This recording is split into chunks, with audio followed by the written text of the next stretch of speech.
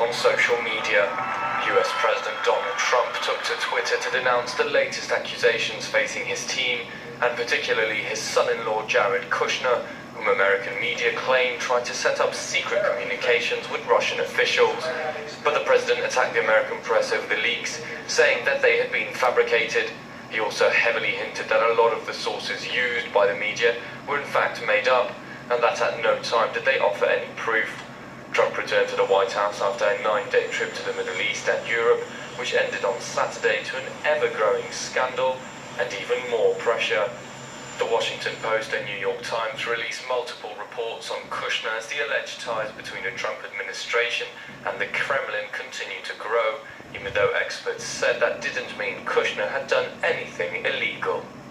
It doesn't mean that he's necessarily done anything wrong or he's committed any crimes. This is the first time that we've really seen someone in President Trump's inner circle become a focus of this ongoing inquiry. Former FBI Chief James Comey, who was leading the investigations into the Trump campaign and was fired in acrimonious circumstances, is due to appear publicly in front of the Senate's Intelligence Committee later this week. The amplitude of the crisis has supposedly pushed the president to consider a major overhaul of his staff. After a foreign trip which he claimed was a victory, Trump must now cope with the internal controversies which are threatening to overshadow his presidency. Philippines President Rodrigo Duterte has vowed to ignore both the Supreme Court and Congress as he's enforcing martial law in the southern region of Mindanao, a measure meant to deal with radical Islamist militants who took control of the city of Marawi last week, holding 2,000 civilians hostage. The army explains it is only a matter of time until the rebels are defeated. As Andy Hillier explains, the president's decision is sitting badly with the country's judiciary. Rodrigo Duterte is gearing himself up for a showdown. This time it's the Supreme Court and Congress that threaten to stand in the way of the outspoken leader of the Philippines.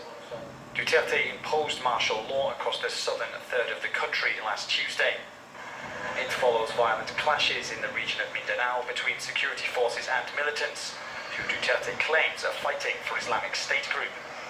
He's vowed to press ahead with the move, despite signs of opposition.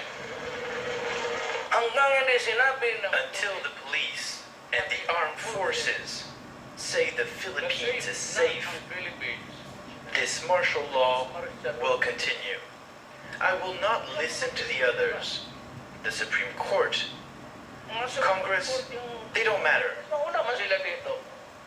Martial law gives the military power over civilian authorities. It means that armed forces can conduct searches or carry out arrests without a warrant. The ruling also applies curfews for some of Mindanao's provinces. Under the Constitution, Congress has the authority to extend the decree. The Supreme Court also has the power to rule on the law's legality. Those checks and balances are designed to prevent a repeat of the abuses suffered under Ferdinand Marcos. The former dictator was overthrown in 1986, 1 year before the current constitution was drawn up. Duterte is unlikely to face opposition in Congress, but getting his project past the Supreme Court could prove trickier. Last Friday, the court's Chief Justice expressed concerns about Duterte's decision to impose martial law. Well,